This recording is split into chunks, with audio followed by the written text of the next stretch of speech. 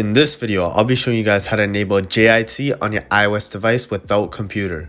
Yes, you guys can now enable JIT using StikDebug on the latest version of iOS without computer, and the setup process is actually quite simple. So the first thing that you guys have to do is go to this website here, and you're going to scroll down until you guys see setup here and click on install DNS profile, click allow, and now it'll say profile downloaded. So we're going to go into the settings app. And then you guys are just going to click on the profile, click install at the top here, enter in your passcode, next, install.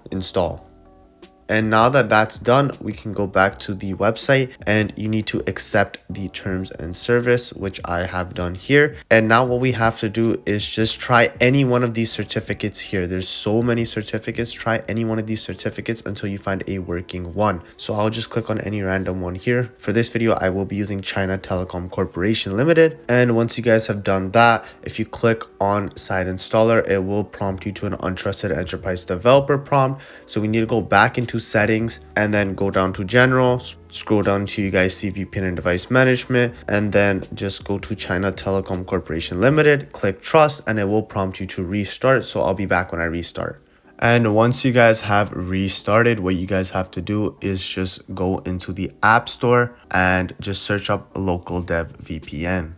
And then obviously just click on install and then click on open here, and you're going to get some VPN configuration prompts. So just click allow. And once you guys have done that, you guys can now connect the VPN here, and then you're going to go back into settings, scroll down until you guys see privacy and security, scroll all the way down again, and make sure that developer mode is in fact on. And now we can finally go back into SideInstaller here, click I have accepted the TOS, click on start here. And now you just need to enter in your Apple ID. Trust me, this is safe and trusted and it does work. If you guys are still skeptical, then you guys can use a burner Apple ID.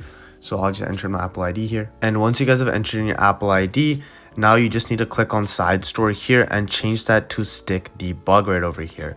And now you just need to click on install StikDebug and make sure that you guys do click on allow for any of the prompts it does give you. If you click don't allow, then it may mess up the installation process. So now what we need to do is just pair with this iPhone here. So the way to do it is listed right over here, but I'll just quickly go over it as well. You're going to go back into settings, go back into privacy and security, scroll all the way down until you guys see developer mode here. And then you'll see other devices here. Click on pair with SideInstaller, click pair, enter in your passcode. And now you need to enter the 6-digit code shown on SideInstaller. So if we go back here, you guys will see the pairing code here. Copy this here and paste it in. And then once you guys have done that, it will start to install here. And so just give it some time. And you may get a 2FA pop-up as well. And if you guys get that, just put the 2FA passcode in. And now, as you guys can see, StikDebug has been trusted. So now what we have to do is just again go into settings, general, VPN and device management, and you're just going to trust it.